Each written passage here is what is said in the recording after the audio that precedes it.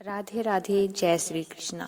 कार्तिक माह के शुक्ल पक्ष की एकादशी को देवउठनी एकादशी, देवोत्थान एकादशी, देवउठनी ग्यारस, प्रबोधिनी एकादशी आदि नामों से जाना जाता है। इस दिन श्री हरि विष्णु योग निद्रा से जागते हैं। तो आइए हम सुनते हैं प्रबोधिनी एकादशी की कथा। एक राजा के राज्य में सभी लोग एकादशी का व्रत रखते थे। प्रजा तथा नौकर चाकरों से लेकर पशुओं तक को एकादशी के दिन अन्न नहीं दिया जाता था। एक दिन किसी दूसरे राज्य का एक व्यक्ति राजा के पास आकर बोला, महाराज कृपा करके मुझे नौकरी पर रख लें। तब राजा ने उसके सामने एक शर्त रखी कि ठीक है, रख लेते हैं, किंतु रोज तो तुम्हें खाने को सब कुछ मिलेगा, पर एकादशी को अन्न नहीं मिलेगा।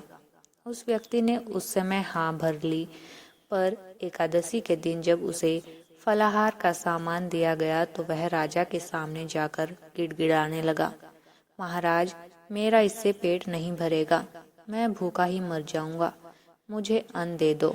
राजा ने उस शर्त की बात याद दिलाई, पर वह अन्न छोड़ने को राजी नहीं हुआ। तब राजा ने उसे आटा, दाल, चावल आदि दिए। वह नित्य की तरह नदी पर पहुंचा और स्नान कर भोजन पकाने लगा। जब भोजन बन गया तो वह भगवान को बुलाने लगा, आओ भगवान, भोजन तैयार है।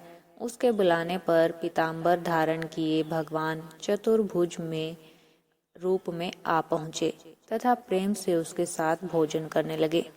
भोजन आदि करके भगवान अंतर्धान हो गए तथा वह अपने काम पर चला गया। 15 दिन बाद अगली एकादशी को वह राजा से कहने लगा कि महाराज मुझे 2 गुना सामान दीजिए। उस दिन तो मैं भूखा ही रह गया। राजा ने कारण पूछा तो उसने बताया कि हमारे साथ भगवान भी खाते हैं, इसीलिए हम दोनों के लिए ये सामान पूरा नहीं होता। यह सुनकर राजा को बड़ा आश्चर्य हुआ। वह बोला, मैं नहीं मान सकता कि भगवान तुम्हारे साथ खाते हैं। मैं तो इतना व्रत रखता हूँ, पूजा करता हूँ, पर भगवान ने मुझे कभी दर्शन नहीं दिए। राजा की बात सुनकर वह बोला, महाराज यदि विश्वास न हो तो साथ चलकर देख लें। राजा एक पेड़ के पीछे छिपकर बैठ गया।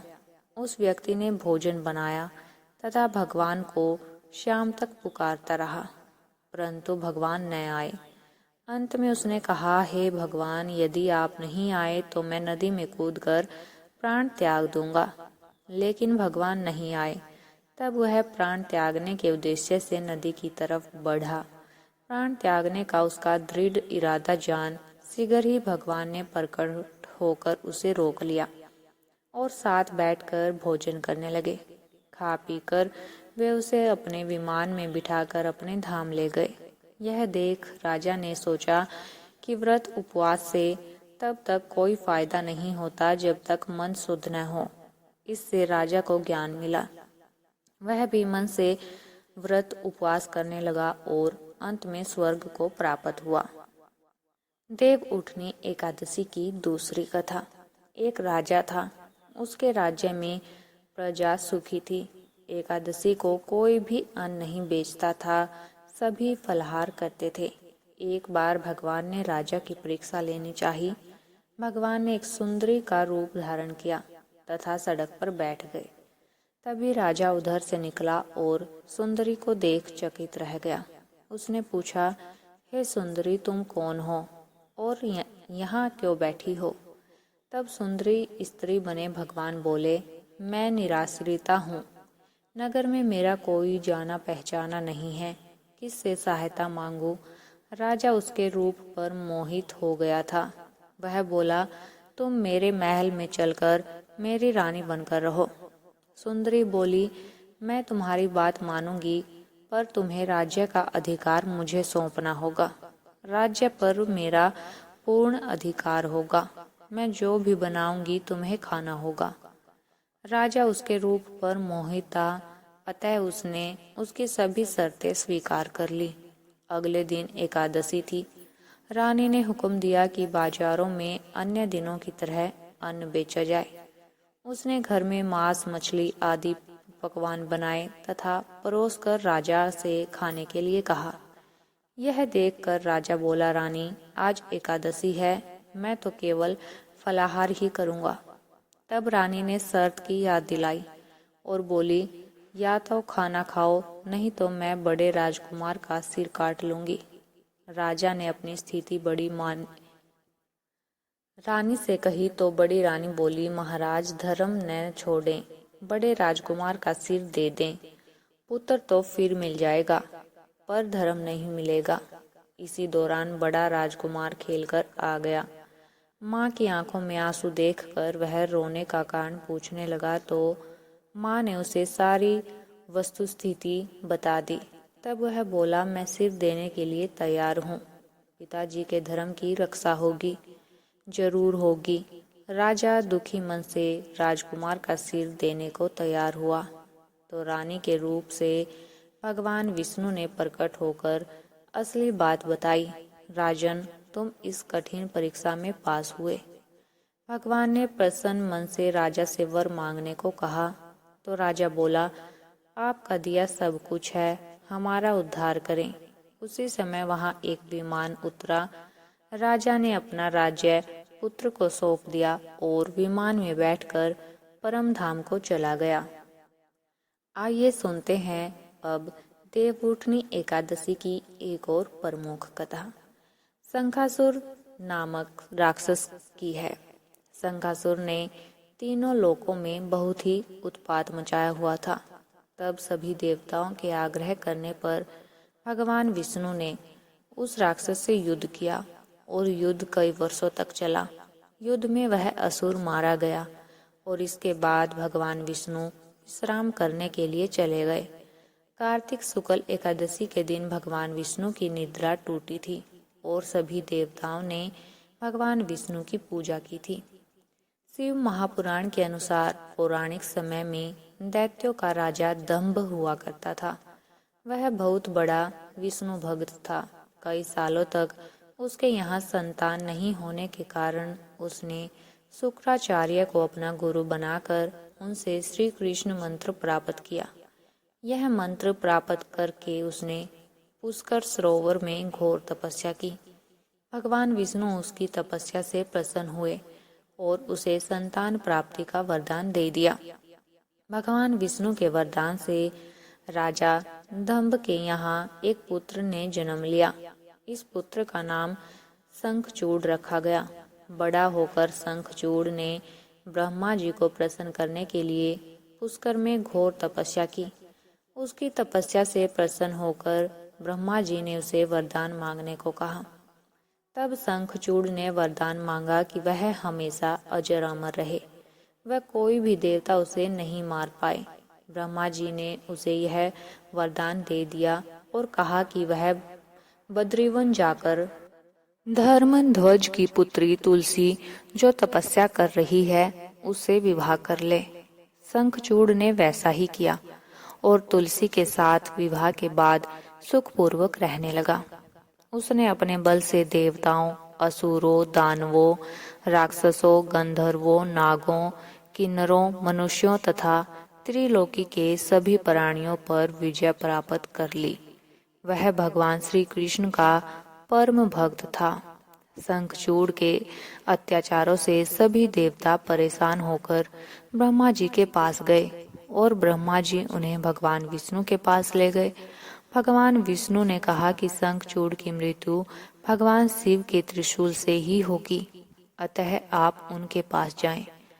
भगवान शिव ने चित्ररथ नामक गण को अपना दूत बनाकर शंखचूड़ के पास भेजा। चित्ररथ ने शंखचूड़ को समझाया कि वह देवताओं को उनका राज्य लौटा दे, परंतु शंखचूड़ ने मना कर दिया और कहा कि वह महेश्वर से युद्ध करना चाहता है। भगवान शिव को जब यह बात पता चली तो वे युद्ध के लिए अपनी सेना लेकर निकल पड़े। इस तरह देवता और दानवों में घमासान युद्ध हुआ, परंतु ब्रह्मा जी के वरदान के कारण शंखचूड़ को देवता नहीं हरा पाए। भगवान शिव ने शंखचूड़ का वध करने के लिए जैसे ही अपना त्रिशूल उठाया तभी आकाशवाणी हुई कि जब तक शंखचूड़ के हाथ में श्री हरि का कवच है और इसकी पत्नी का सतीत्व अखंडित है, तब तक इसका वध असंभव है। आकाशवाणी सुनकर भगवान विष्णु वृद्ध ब्राह्मण का रूप धारण कर शंखचूड़ के पास गए और उससे श्री हरि कवच दान में मांग लिया।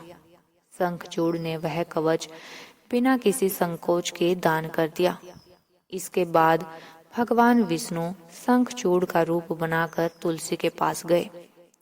शंखचूड़ रूपी भगवान विष्णु ने तुलसी के महल के द्वार पर जाकर अपनी विजय होने की सूचना दी। यह सुनकर तुलसी बहुत प्रसन्न हुई और पति रूप में आए भगवान का पूजन किया, वह रमण किया। ऐसा करते ही तुलसी का सतीत्व खंडित हो गया और भगवान शिव ने युद्ध में अपने त्रिशूल से शंखचूड़ का वध कर दिया। तब तुलसी को पता चला कि वे उनके पति नहीं हैं, बल्कि वे तो भगवान विष्णु हैं। क्रोध में आकर तुलसी ने कहा कि आपने छल पूर्वक मेरा धर्म भ्रष्ट किया है और मेरे पति को मार डाला। अतः मैं आपको श्राप देती हूँ कि आप पाषाण होकर धरती पर रहें। तब भगवान विष्णु ने कहा, देवी, तुम मेरे लिए भारतवर्ष में रहकर बहुत दिनों तक तपस्या कर चुकी हो। तुम्हारा यह शरीर नदी रूप में बदलकर गंडकी नदी के रूप में प्रसिद्ध होगा। तुम पुष्पों में श्रेष्ठ तुलसी का वृक्ष बन जाओगी और सदा मेरे साथ रहोगी। तुम्हारे श्राप को सत्य करने के लिए मैं पाषाण यानी शालिग्राम बनकर रहूंगा। गंडकी नदी के तट पर मेरा वास होगा। देव प्रबोधिनी एकादशी के दिन भगवान शालिग्राम व तुलसी का विवाह संपन्न कर मांगलिक कार्यों का प्रारंभ किया जाता है। हिंदू धर्म मान्यता के अनुसार इस दिन तुलसी शालिग्राम विवाह करने से अपार पुण्य प्राप्त होता है। आइए अब जानते हैं देवउठनी एकादशी का व्रत और पूजन कैसे करते हैं।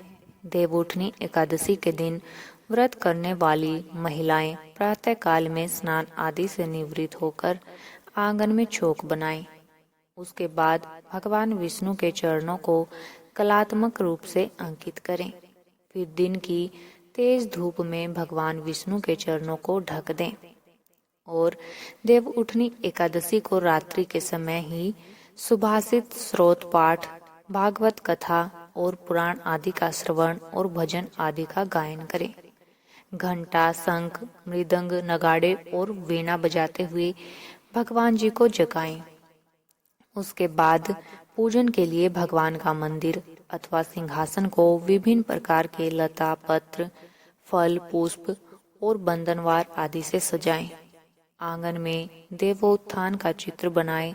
तत्पश्चात फल, पकवान, सिंघाड़े, गन्ने आदि चढ़ाकर डलिया से ढक दें तथा दीपक जलाएं। विष्णु पूजा या पंचदेव पूजा विधान अथवा रामाचरण चंद्रिका आदि से श्रद्धापूर्वक पूजन तथा दीपक, कपूर आदि से आरती करें।